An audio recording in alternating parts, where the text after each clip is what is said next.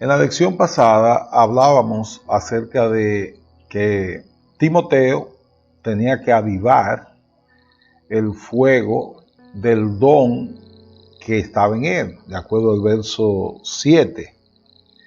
Ahora, ¿por qué había que avivar el fuego?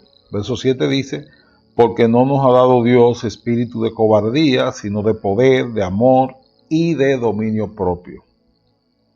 De modo entonces que el apóstol Pablo no solamente le dice que avive el fuego, sino cómo también hacerlo y por qué hacerlo. ¿Cuál poder? El poder es la habilidad o la capacidad extraordinaria del Espíritu Santo, que es el mismo que levantó a Jesús de entre los muertos y que opera en el creyente para darte victoria por encima del pecado. En amor, que es ese afecto, esa actitud, esa devoción, es el amor de Dios en los creyentes a través del Espíritu Santo. Y de dominio propio, nos habla de disciplina, juicio cabal, sobriedad, control, prudencia en lugar de ser temeroso y el usar un juicio cabal en todas las cosas. Los creyentes de la iglesia primitiva, en medio de las torturas, mostraban una actitud inexplicable para los verdugos. Y aun cuando se veían frente a la muerte, ya sea que lo hicieran en público, en un coliseo donde se divertían con la muerte de los creyentes, o fuera que fuera en lo interior de una fortaleza, igual los creyentes mantenían una entereza, un vigor, un dominio sobre sus emociones que le permitía morir confesando su fe, llamando a Jesús y extendiendo el perdón para sus verdugos. De modo que el dominio propio es un don muy usado en la iglesia primitiva y que pocas personas quizás lo están pidiendo, lo están solicitando, y es lo que permite que nosotros podamos someter a nuestras emociones bajo el control del Espíritu Santo y no ser controlado por las emociones, sino controlado por la palabra de Dios a través del Espíritu Santo. Dice, en contraste con estas cosas de poder, amor y dominio propio, es que Dios no nos ha dado un espíritu de cobardía para salir corriendo a las situaciones, sino para enfrentarla con las herramientas que Dios nos ha concedido. Así que no es salir huyéndole al problema, sino enfrentándolo con poder, con dominio propio y también con amor. Así que entonces Pablo no solamente le dice qué hacer a Timoteo, sino también le dice cómo hacerlo. Que se apoye en el poder, en el amor y ejerza el don del dominio propio. Jamás con cobardía. Así que el apóstol Pablo le ha dado las instrucciones específicas a Timoteo.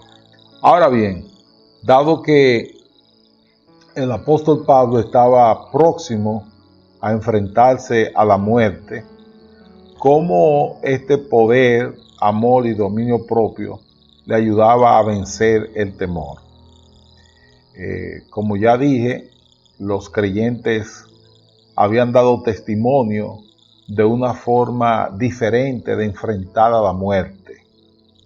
Y lo hacían con poder, con amor y con dominio propio.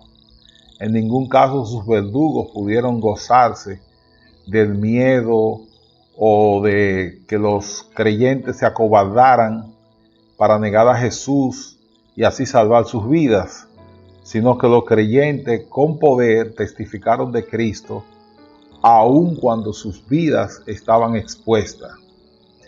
De modo que el apóstol Pablo no solamente está diciendo algo que hacer, sino algo que ya él, por experiencia, también lo había vivido, presentándose frente a sus enemigos en una actitud de poder, de amor y de dominio propio. Aún el salmista David llegó a enfrentar los miedos y los temores y se vio guardado y preservado por el Señor. En los versos 8 al 18, Pablo recomienda: por tanto, no te avergüences de dar testimonio de nuestro Señor, ni de mí, preso suyo, sino participa de las aflicciones por el Evangelio según el poder de Dios, quien nos salvó y nos llamó con llamamiento santo, no conforme a nuestras obras, sino según el propósito suyo y la gracia que nos fue dada en Cristo Jesús, antes de los tiempos de los siglos, pero que ahora ha sido manifestada por la aparición de nuestro Señor Jesucristo, y la el cual quitó la muerte y sacó a la luz la vida y la inmortalidad por el Evangelio, del cual yo fui constituido predicador, apóstol y maestro. En la próxima lección vamos a ver qué hacer con la palabra de Dios, pero este capítulo nos va preparando, va sentando las bases de lo que el creyente está llamado a hacer con el Evangelio y la palabra de Dios. Pablo aquí establece claro: no te avergüences del testimonio del Señor. No te avergüences, porque circulaban muchos rumores y muchas mofas acerca de Cristo. Y Pablo le dice a Timoteo: no te avergüences del testimonio del Señor, que aunque murió en una cruz, murió bajo el poder, murió bajo el amor y murió con dominio propio. Fíjense que la manera de morir de Cristo fue tan diferente a como todo el mundo moría, que el ladrón que estaba en la cruz se sintió compungido y notó que Jesús era diferente por la forma en que enfrentó a la muerte. En ningún caso se rindió, en ningún caso rogó que lo liberaran de ella, ni en ningún caso tampoco dijo que era un acto de injusticia, sino que enfrentó a la muerte con poder, con amor y con dominio propio. No permitió que sus emociones le traicionaran, aún en el peor de los momentos. Así que no te avergüences del testimonio del Señor, testimonio que aún en la cruz logró traer a un pecador a sus pies e integrarlo a la vida eterna. Ni tampoco te avergüences de mí, que soy prisionero suyo, prisionero del Señor. Pablo no se avergonzaba. Él fue a prisión justamente por mantener el testimonio de un Cristo de poder, de un Cristo de gloria. Dice Pablo que él fue constituido predicador, maestro y apóstol de este evangelio, del evangelio de Cristo, del evangelio del cual no debemos de avergonzarnos, sino enseñarlo. Yo recuerdo que cuando estaba en mis estudios universitarios, en la UAS, siempre llevaba la Biblia. Esa era la materia que me tocaba todos los días. Siempre la llevaba y nunca la escondí, nunca la introduje en un maletín que yo siempre llevaba. En una maletica, me relajaban los muchachos, en un maletín que me regalaron. Y nunca la entré ahí dentro, sino ahí estaban los cuadernos y las hojas y los lápices y todo eso. Porque yo quería dar testimonio del Evangelio en una UAS de los años 80, donde todavía había una actitud muy desfavorable hacia Dios y su palabra. Y allí en aquel lugar, recuerdo que cada vez que iba al comedor y los dirigentes izquierdistas estaban ahí, pues se armaba la discusión, pero yo sabía que sí, que iba a discutir, porque nunca me avergoncé de servir a Cristo. Nunca me avergoncé de dar testimonio de Jesucristo, quien es el Salvador quien es el Señor, quien es el libertador del alma de aquel que en Él confía y quien garantiza salvación y vida eterna a que ha puesto su esperanza en Él. Así que no te avergüences de hablar de Cristo, no te avergüences de que alguien sepa que tú eres cristiano, no te avergüences de que tus compañeros conozcan de que vas a la iglesia. Y yo recuerdo que una de las cosas que yo decía era que si el borrachón no se avergüenza de andar con una botella de ron en el bolsillo trasero, menos me voy a avergonzar de andar con la palabra de Dios, que es el testimonio de Cristo, el Señor, Salvador de mi vida y de la vida de todos aquellos que en Él confían y pueden creer. Así que Pablo les recomienda que no te avergüences del testimonio que el Señor ha dado, ni tampoco te avergüences de mí, del apóstol Pablo, porque soy prisionero suyo. De este evangelio, Pablo es predicador, es decir, un proclamador público, es maestro, es decir, es un instructor del evangelio, y es apóstol, está para llevarlo. Junto con él está el ejemplo en este capítulo de Onesíforo, que ya dijimos, que no se avergonzó de Pablo, sino que lo buscó en Roma y le sirvió a Pablo, y no se avergonzó de que Pablo estuviera preso por las autoridades romanas, sino que lo buscó y se identificó con la causa de Pablo, sirviéndole todo lo que pudo mientras estuvo ahí con él. Así que él lo visitó en el arresto. Tú sabes, Samuel, que el arresto de Pablo en principio fue un arresto domiciliario. Él no sé si se lo pusieron los grilletes. En algunas ocasiones dice que a Pablo rentó una casa y en la casa entonces había un soldado, y que los soldados, al reconocer la integridad de Pablo, le daban mucha libertad, o sea, no tenían el susto de que Pablo se fuera a escapar, y ellos entendieron que Pablo no era una persona peligrosa, no era un delincuente, y por eso el arresto de Pablo, la medida de coerción, fue arresto domiciliario. Me parece que alrededor de 2 años estuvo Pablo ahí esperando juicio. Él estuvo preso varias veces.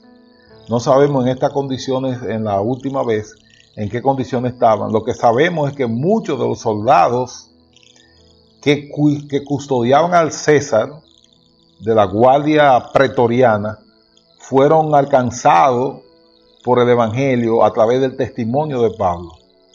Y no solamente de Pablo. Cuando hablaba ahorita del dominio propio, hay testimonios registrados por algunos de los historiadores cristianos de la época. Eusebio registra que muchas veces, cuando los creyentes estaban en fila para ser asesinados por ser creyentes, la manera de los creyentes aceptar su destino, aceptar la muerte, era tan convincente que de los mismos soldados se quitaban el uniforme y se ponían en la fila para ellos también morir por ese Cristo que ellos estaban sacrificándose. O sea, la manera, el dominio propio de los creyentes cuando entregaban sus vidas por Cristo, era también una manera de predicarle aún a los soldados ejecutores, y algunos de ellos fueron alcanzados para Cristo a causa del testimonio de los creyentes que morían. Igual que Jesús alcanzó a uno de los ladrones por la manera como enfrentó la muerte. Así que ese es el evangelio del cual no se puede Pablo avergonzar. Yo pregunto a los hermanos para que respondan ahí debajo: ¿te avergüenzas del evangelio?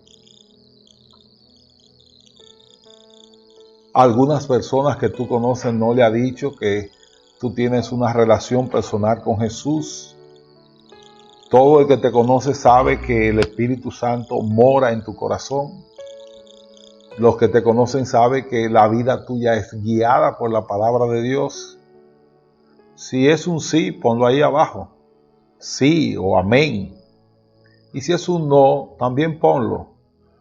Pero recuerda la recomendación de Pablo a Timoteo. No te avergüences del Evangelio. En el verso 13, Samuel, hay unas instrucciones de Pablo.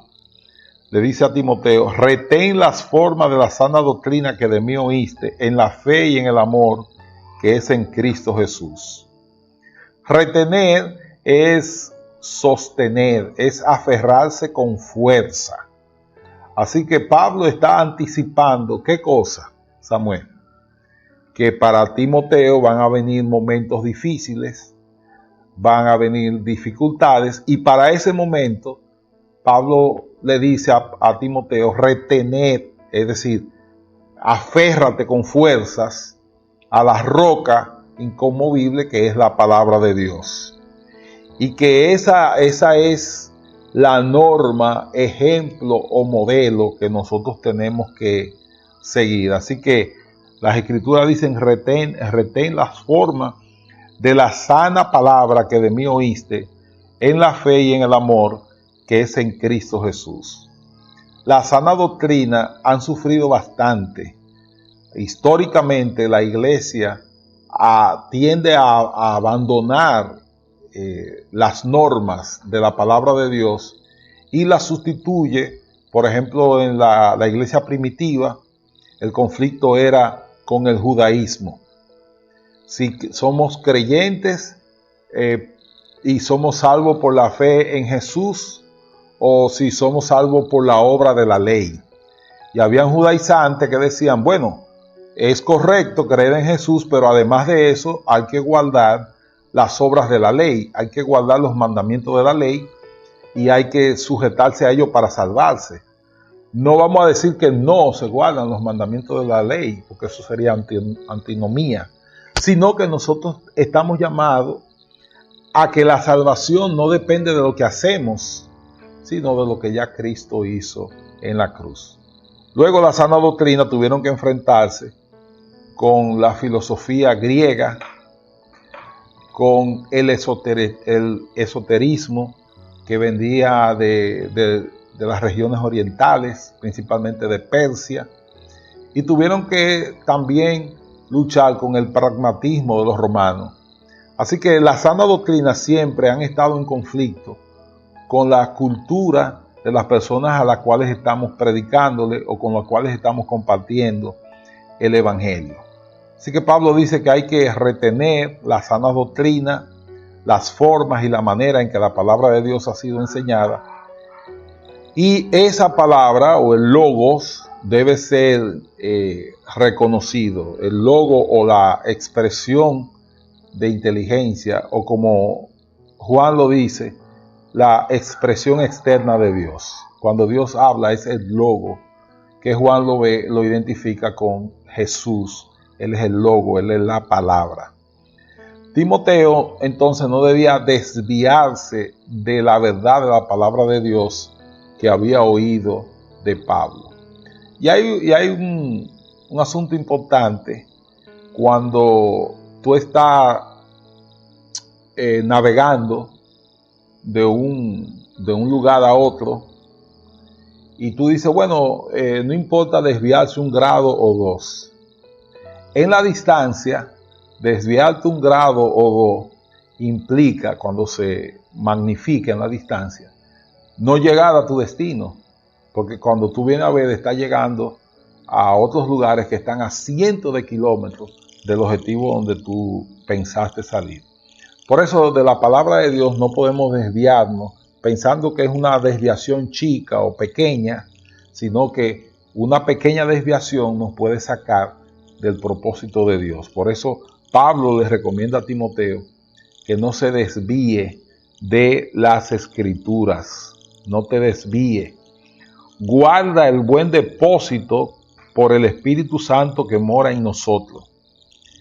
El buen depósito tiene que ver con el tesoro que Dios ha depositado en la vida de Timoteo y en la vida del creyente. ¿Cuál tú crees que es el tesoro más grande? Si Timoteo hubiese ido a hacer una declaración de sus bienes, Samuel, ¿cuál sería el tesoro más grande que Timoteo tendría que declararle al ministerio público?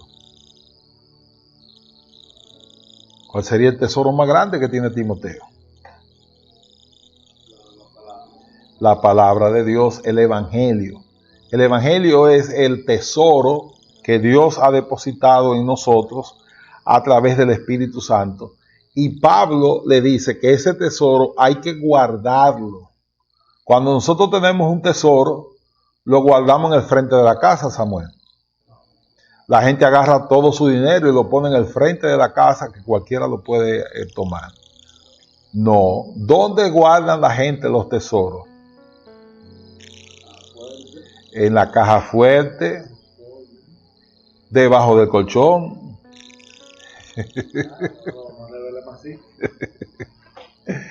Esos son los lugares donde la gente suele guardar los tesoros, en el banco, en la caja fuerte, debajo del colchón, en los lugares donde uno cree que están más seguros. Naturalmente que los ladrones ya conocen todos esos lugares y yo recomiendo que uno sea más creativo y ponga el dinero, si es que lo tiene en la casa, en los lugares donde un ladrón no iría a buscar. Por ejemplo, adentro del papel de baño. ¿Qué ladrón vaya a buscar un papel de baño? Ni tampoco vaya a hacer nada. Un ejemplo de donde tú puedes guardar. Pero el tesoro que estaba hablando aquí no es un tesoro material, solamente lo estoy poniendo como ejemplo. Es el tesoro de la palabra de Dios que debe ser guardado en el lugar más seguro que podamos tener, y ese lugar es el corazón de cada creyente. Ahora, esa inclusión de que guarde la palabra de Dios, Samuel, era solamente un asunto para Timoteo. Y yo te pregunto, hermano, ¿debes tú guardar la palabra de Dios con el mismo empeño en que se guardan las cosas que tienen valor, como las joyas, el dinero, los certificados, las matrículas? ¿Dónde vas a guardar la palabra de Dios? ¿La guarda con ese mismo empeño, con ese mismo esfuerzo, con ese mismo valor? Esa es el reto que Pablo le hace a Timoteo y por extensión a todos los creyentes, de guardar la palabra de Dios con el mismo esfuerzo y celo con que resguarda los tesoros materiales. Así que, Samuel, guarda el buen depósito que por el Espíritu Santo que mora en ti. El verso 15 dice, entonces ya ahí Pablo comienza a hablar, pero antes de hablar finalmente de esa parte, entonces Pablo dice que hay que retener, hay que aferrarse a la sana palabra, a la sana doctrina. Y la sana doctrina es lo que enseña la palabra de Dios, lo que dice la palabra de Dios. Claro, hay un problema porque yo he oído mucha gente hablar. Todo el mundo dice que su doctrina es la sana doctrina. ¿Tú has escuchado a alguien diciendo lo que yo predico no es sana doctrina? Para todo el mundo que predica o que enseña, argumenta que está predicando y enseñando la sana doctrina. Mi pregunta, Samuel, ¿cómo yo sé cuál es la sana doctrina? Ok, entonces la sana doctrina viene de las escrituras, pero unas escrituras que deben ser correctamente interpretadas. Me explico. Las sagradas escrituras que nosotros tenemos tienen alrededor de más de 2000 años la última parte que se escribió. La parte más fresca, más reciente, tiene más de 2000 años. Segundo, las escrituras no se escribieron en Latinoamérica, fueron escritas en Medio Oriente y en otro continente, en Europa, parte de Europa también. Tercero, no se escribieron en español, se escribieron en otros idiomas. Entonces la sana doctrina debe ser correctamente interpretada en el momento en que fueron escritas, en las condiciones en que fueron escritas y en los idiomas en que fueron escritas, para luego entonces traerla a nuestra época y a nuestro momento. No podemos tomar las escrituras sin tomar en consideración todas esas cosas y entonces traer una mala interpretación. Te voy a poner un ejemplo.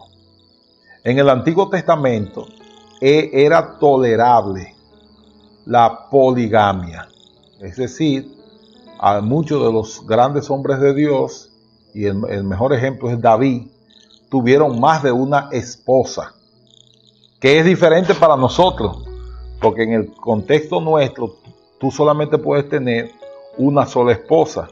En el contexto de David, él podía tener varias esposas. Inclusive Salomón dice que llegó a tener 700 esposas y 300 concubinas. Yo digo que yo no sé qué va a hacer Salomón con 700 esposas y 300 concubinas, porque yo tengo una sola esposa y con eso es suficiente.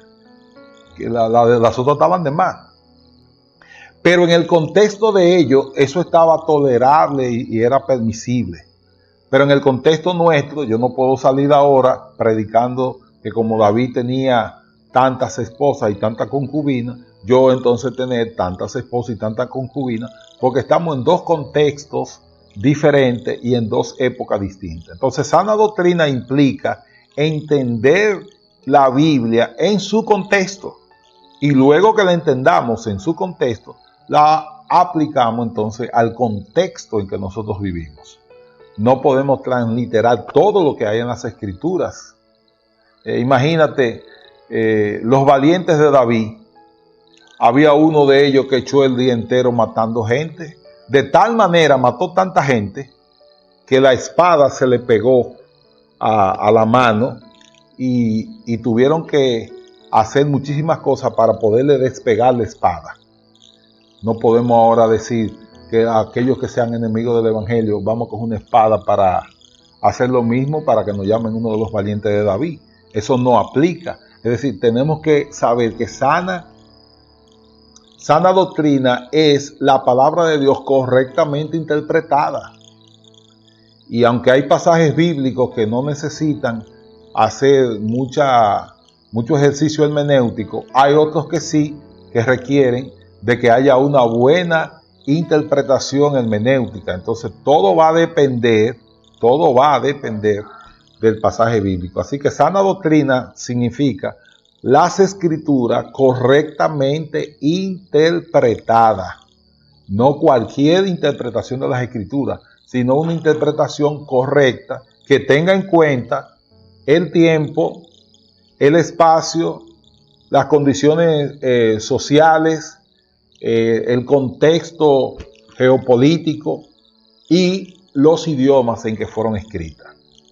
Gracias a Dios, todos los hermanos no tienen que hacer eso, porque para eso tienen en las iglesias pastores y maestros que dedican tiempo a estudiar y facilitarle las cosas a los hermanos, trayéndole las aplicaciones ya después de un largo estudio.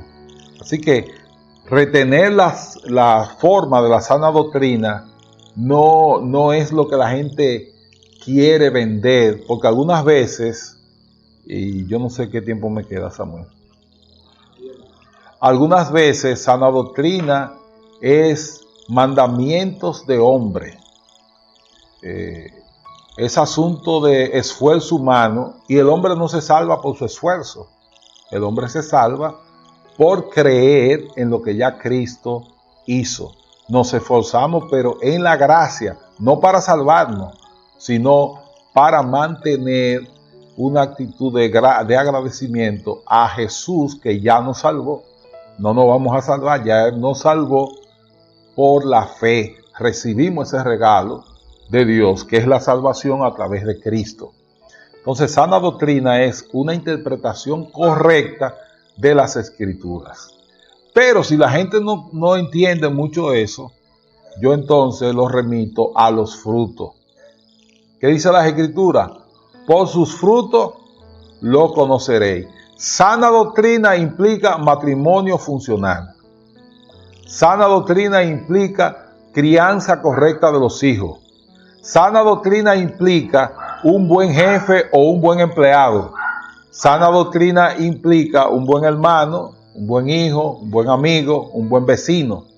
Si estamos en la sana doctrina, entonces eso se va a ver en los frutos que nosotros brindemos. Los frutos del Espíritu se van a manifestar en aquellas personas que viven en sana doctrina, en una vocación de servicio a los demás y en un testimonio intachable. A pesar de que somos humanos, estamos llamados a dar un testimonio que glorifique a Dios en nuestras vidas. Eso implica sana doctrina. No es lo que yo digo, es lo que hago. No es que yo diga que soy el creyente más puro o más santo. Es que mis actos hablen de esa santidad y de esa pureza. No son las cosas que yo digo, son los frutos lo que hablan por la vida de aquellos que viven en sana doctrina.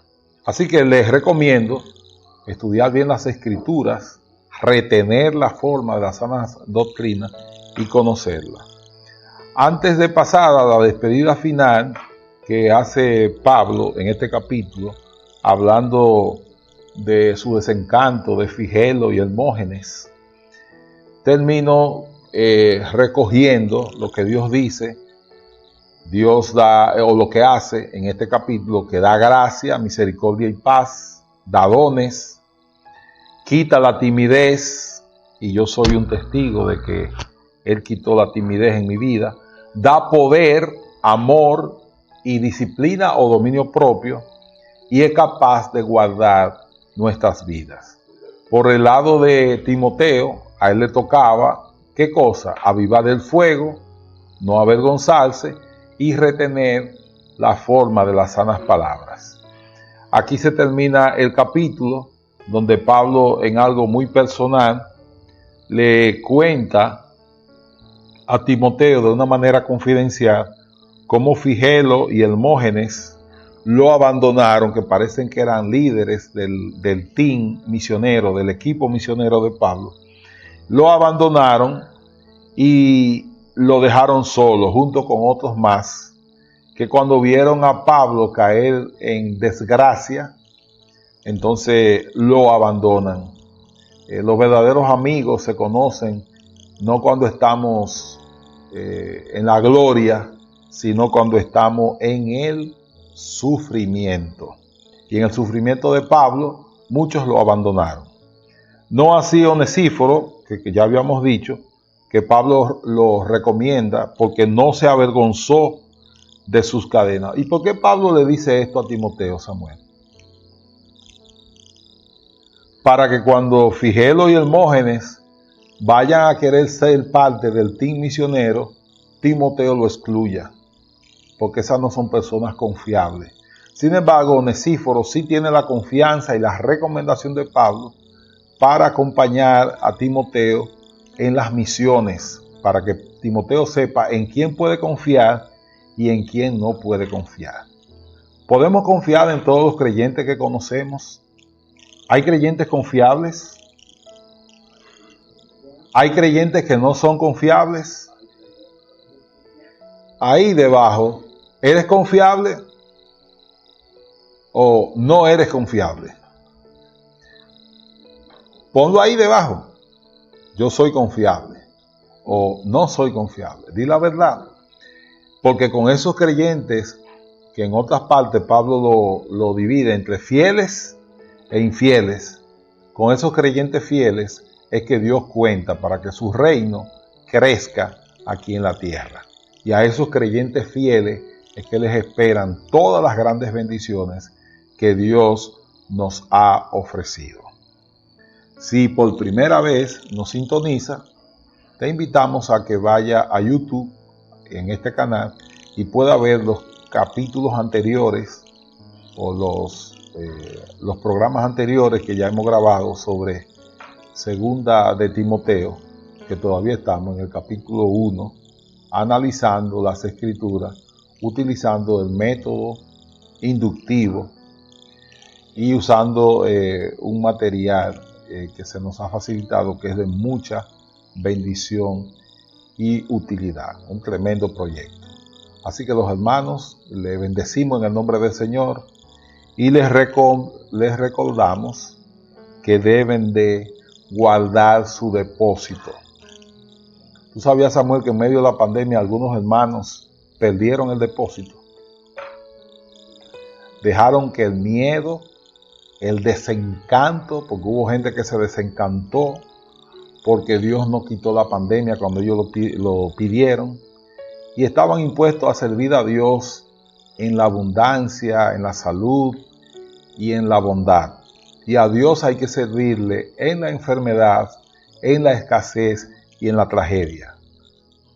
Muchas personas se avergonzaron de Cristo y abandonaron el depósito, perdieron la fe, pero gracias a Dios te exhorto a que, igual que como Pablo le dijo a Timoteo, retén la palabra, retén la sana doctrina, aférrate a las Escrituras, que es lo único que nos puede ayudar a mantenernos firmes hasta que Cristo venga por nosotros o nosotros vayamos a Él. Dios me le bendiga, amados hermanos. Nos vemos el domingo. Muchas bendiciones.